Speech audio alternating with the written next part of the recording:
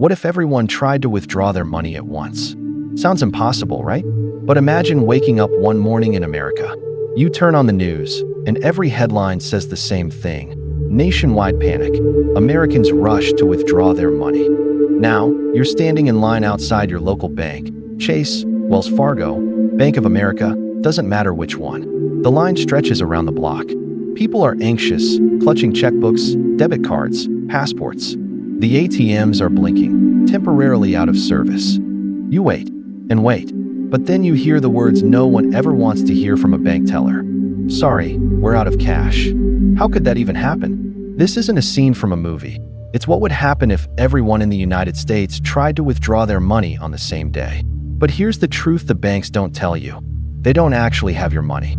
That's not a conspiracy. It's how the financial system was designed by law. You see, when you deposit money in your bank account, it doesn't sit there in a vault waiting for you. The bank doesn't keep 100% of your deposit. It lends it out to homebuyers, businesses, investors, and keeps only a fraction as cash on hand. This system is called fractional reserve banking, and it's the backbone of modern finance. Here's how it works. If you deposit $10,000, the bank might keep only about $1,000 in reserves and lend out the rest. That means your money, and everyone else's, is constantly being used to generate loans, mortgages, and credit. It's the engine that keeps the US economy running. But it's also the very reason everything could fall apart if everyone demanded their money back at once. Think about it. If everyone in America, all 330 million people, decided to withdraw their cash today, there wouldn't be enough physical currency to go around. Not even close. Because here's a shocking fact. The total amount of actual paper money in circulation in the US is only a fraction of the total bank deposits recorded on the system. There's around $2.3 trillion worth of cash in the entire country. But US banks hold over $20 trillion in deposits. So if everyone demanded their money at the same time, the banks couldn't pay it out. Not because they don't want to, but because it doesn't exist. That's the terrifying math behind modern finance. It's the same principle that caused panic during the Great Depression in 1929. People lost faith in the banks. They lined up to withdraw their savings, and when the vaults ran dry, banks collapsed one by one. Entire families lost everything overnight. That event birthed something called the FDIC, the Federal Deposit Insurance Corporation, created in 1933 to restore trust. It promised that if your bank failed, your deposits up to $250,000 would be insured by the government. Sounds comforting, right? But here's where it gets tricky. That insurance works only if a few banks fail. If everyone panics at once, if the entire nation demands cash, the FDIC itself doesn't have enough money to cover it. Not even close. As of this year, the FDIC has a reserve fund of around $120 billion. That's supposed to protect over $10 trillion worth of insured deposits. Do the math. If there's a nationwide bank run, that fund would evaporate in hours. So what would happen next? The banks would lock their doors. Withdrawals would be limited or frozen. You'd see words like temporary suspension of service and liquidity stabilization. The government would step in. The Federal Reserve, America's central bank, would inject emergency cash into the system, trying to calm the chaos. But here's the catch. That money isn't printed or backed by gold anymore. It's created digitally, out of thin air. A few keystrokes, a few $1 trillion added to the balance sheet. That's how the system survives. But the moment people stop believing that the digital numbers in their accounts represent something real, the system collapses. That's what happened in March 2023, when Silicon Valley Bank failed. Word spread online that the bank was in trouble. Thousands of tech companies tried to pull their deposits, over $40 billion, in a single day. The bank couldn't handle it. Within 48 hours, it was gone. The government had to step in again. Now, imagine that same panic multiplied by every bank in the country. Wells Fargo, JP Morgan Chase, Citibank, Bank of America, all facing withdrawal requests at once. That's what financial experts call a systemic bank run, the nightmare scenario that every economist fears, but few talk about publicly. And it's not as far-fetched as it sounds. Because trust, not cash, is what holds the US financial system together. The moment that trust breaks, everything else follows. But let's open a deeper loop here. What would actually happen, step by step, if the withdrawal panic began? Let's say it starts in New York City. Wall Street wakes up to rumors that a major bank might be unstable. Social media amplifies it. Within hours, the fear spreads across the nation, from California to Texas to Florida. People rush to their ATMs. They refresh their banking apps. They transfer money to safer institutions, not realizing that every bank is connected through the same Federal Reserve System. By mid-morning, long lines form outside banks. ATMs run out of cash. Branches close early. And the Federal Reserve, the ultimate lender of last resort, faces a decision: let the panic burn itself out, or print money fast enough to keep the illusion alive. And here's the chilling truth: they'd choose the second option. Because the US economy can survive inflation, it can't survive a collapse of trust. But printing trillions in emergency liquidity would create another disaster. The value of the dollar would plunge. Inflation would skyrocket. Prices for food, gas, and housing could double or triple within weeks. That's the domino effect of a full-scale bank run. It starts with fear. It ends with collapse. But before we go that far, there's a reason this hasn't happened yet. And that reason is both fascinating and fragile. Because the system depends on one simple belief: that people won't all want their money back at the same time. It's a trust-based illusion, one that's held up for over a century. But cracks have already begun to show. In recent years, with digital banking and instant transfers, money moves faster than ever before.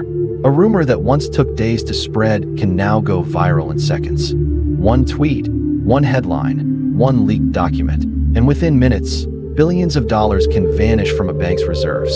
That's how fragile the system really is. And here's the twist most people don't realize: your cash doesn't even exist in physical form anymore. If you open your online banking app right now, those numbers aren't bills sitting in a vault. They're digital IOUs, promises backed by a system of faith and regulation. So what happens when faith runs out? That's the question no one in power wants to answer. But history already has. When faith runs out, the system unravels. But here's what most people never think about: what happens next? Let's say the panic spreads beyond the banks. People start hoarding cash, selling stocks, pulling out of the markets. The US economy, which depends on constant movement, buying, lending, spending, suddenly freezes. Within hours, Wall Street would crash. Trillions of dollars in market value would vanish, not because the companies stopped working, but because the confidence that powers the system disappeared. Now imagine this. In Washington, D.C., a crisis meeting begins at the Federal Reserve.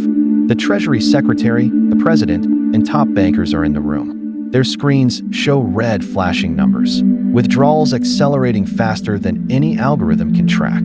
Every second, millions of dollars drain from digital accounts. Someone asks, how long before the system locks up completely? A quiet answer follows: minutes. That's when the emergency protocol activates. Banks across the United States would temporarily shut down digital transactions. Transfers would pause. ATMs would display messages like "Service unavailable. Please try again later." It's not fiction. It's a policy known inside the industry as a banking holiday, a controlled pause, used to stop the bleeding before the entire financial system collapses. The last time it happened in America was in 1933, when President Franklin D. Roosevelt closed every bank in the country for 4 days.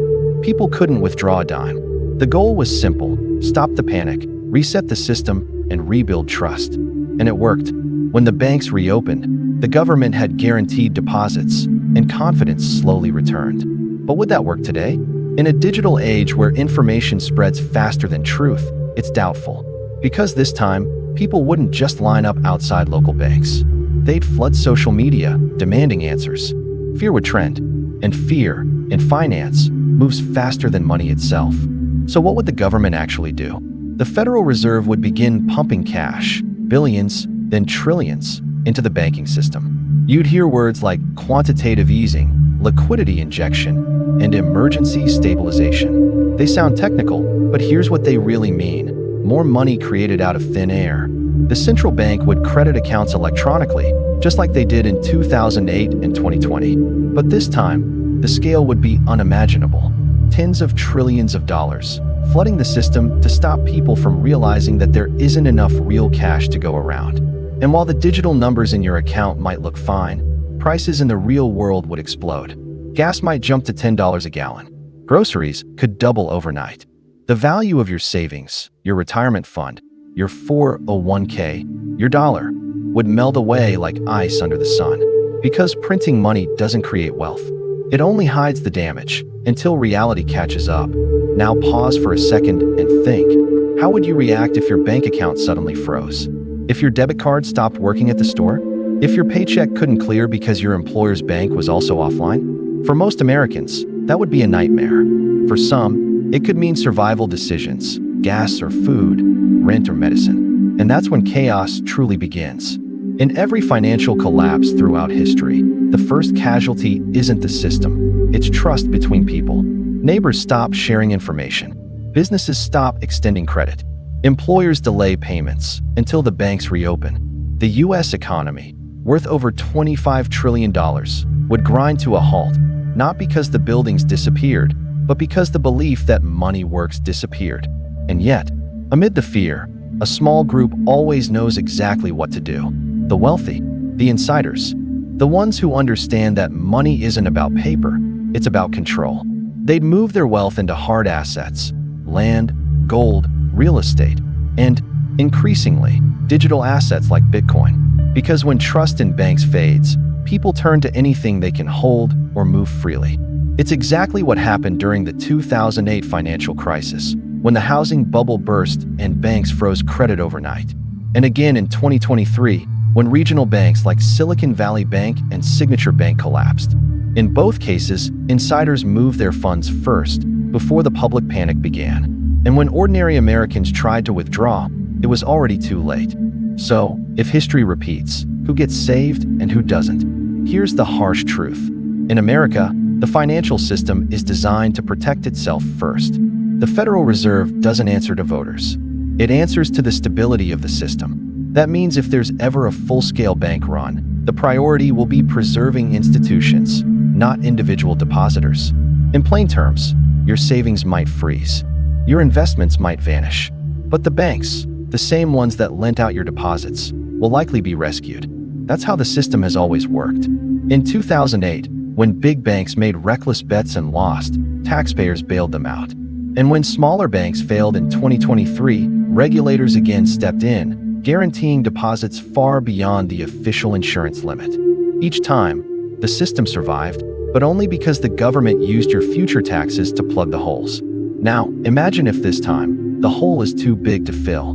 If every American demanded their money, there wouldn't be enough dollars, enough credit, or enough faith left to patch it up. So what would the endgame look like? Experts say it would start with a national emergency declaration. The government would restrict withdrawals, cap ATM limits, and possibly freeze large transfers overseas to prevent capital flight. Banks might merge overnight under federal direction. A digital version of the dollar, something the Federal Reserve has been quietly developing, could be fast-tracked and rolled out as a replacement system. They might call it the digital dollar, an electronic currency issued directly by the central bank, faster, more traceable, and impossible to withdraw as cash. The pitch would sound promising. We're creating a safer, more modern financial system. But the reality? It would mean total control. Every transaction tracked, every dollar programmable, every movement of money dependent on trust in one central authority. And here's the ultimate irony. The panic that started because people wanted to hold their money would end by removing physical cash altogether. Now think about that. What started as fear of losing access to your money might end with you having none that's truly yours. Because digital money can be frozen. It can expire. It can be taxed automatically, or blocked, or monitored. And once that happens, the freedom that came with physical cash, the ability to choose where, when, and how you spend, disappears forever. But here's where it gets even darker. If such a digital dollar replaced cash, the system could survive, but you might not. The divide between the rich and poor would explode. Those who own assets would see them skyrocket in value. Those who hold cash would watch it erode. The middle class, already fragile, could vanish. And the banks? They'd evolve, not disappear. Because even if every branch closed tomorrow, even if every ATM shut down, the banking system would find a way to reinvent itself. That's what history shows us. In 1933, it was bank holidays. In 2008, it was bailouts. In 2023, it was government backstops. Next time, It could be digital control. So what's the real lesson here? It's not that banks are evil. It's that they were never built for everyone to ask for their money at once. They rely on trust, the belief that not everyone will panic. And as long as that belief holds, the system works. But if it breaks, even for a day, everything changes. Because money isn't real until you use it. And trust, not cash, is the only thing keeping the system alive. So the next time you walk past your bank, just ask yourself one question. If everyone went in right now to withdraw their savings, would there be anything left for you? And maybe, just maybe, that's the question the system hopes you'll never ask.